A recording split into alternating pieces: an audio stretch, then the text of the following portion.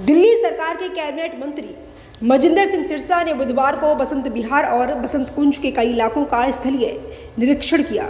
निरीक्षण के दौरान क्षेत्रीय विधायक पार्षद, एमसीडी व डीडीए अधिकारी और एसडीएम भी मौजूद रहे। निरीक्षण के दौरान मंत्री ने सड़कों, पार्कों, सड़क किनारे खड़ी पुरानी गाड़ियों और जगह जगह जमा कूड़े के ढेरों का जायजा लिया।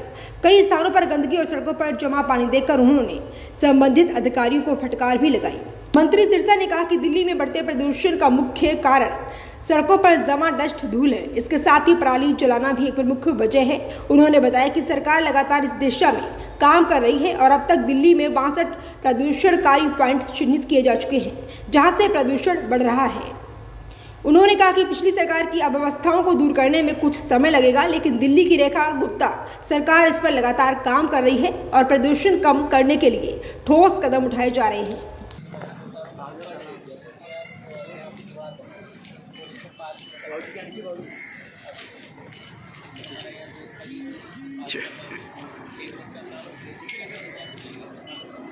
रखा है आपने इलाके में? क्या क्या कमियां पाया?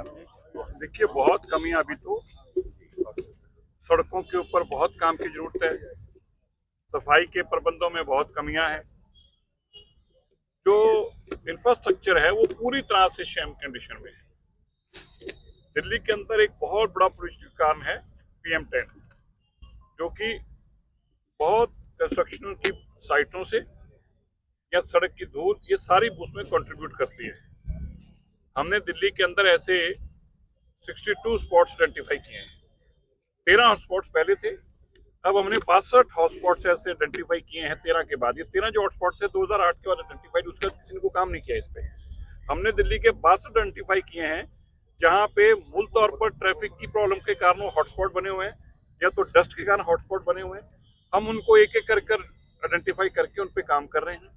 आज हमने सारे बसंत कुंज और बसंत विहार के हॉटस्पॉट्स पे देखा है।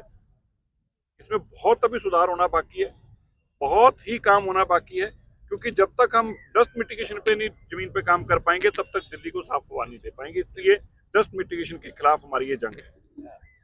पॉल्यूशन के खिलाफ दिल्ली सरकार लगातार काम कर रही है, लेकिन उसके बावजूद भी डे बाई डे पॉल्यूशन का स्तर ये बढ़ता जा रहा है। देखिए, बिल्कुल बढ़ता जा रहा है। अभी क्योंकि जैसे सर्दी और बढ़ेगी, ये जो डस्ट है ये स्मॉग के अंदर तब्दील होती जा रही है। कुछ पराली इसमें बहुत कंट्रीब्यूट करती है, लेकिन अभी सोइंग सीजन शुरू होने वाला है। अगले 8-10 दिन के अंदर उसका जो प्रकोप है वो भी खत्म होगा। दिल्ली के अंदर अपना पोल्यूशन भी बहुत है, दिल्ली का खुद का पोल्यूशन, जिसमें मैंने जैसे पहले कहा कि डस्ट का बहुत योगदान है, कंस्ट्रक्शन का बहुत योगदान है, इंडस्ट्री का भी योगदान है, और खास तौर पर हमारी बॉर्डर एरिया में दिल्ली से हमने जो पोल्यूटिंग इंडस्ट्री बाहर भेजी, निकाली यहाँ से, वो दिल्ली के बॉर्डर एरियाज में भी उनका प्रकोप अभी भी बाकी है। उनके ऊपर भी स्टेट गवर्नमेंट, साथ वाली स्टेट गवर्नमेंट्स का मिलकर काम कर रहे हैं, आइडेंटिफाई कर रहे हैं ऐसे यूनिट्स को भी। तो हर तरीके की जमीन के ऊपर एक जंग चल रही है इस पोल्यूशन के खिलाफ।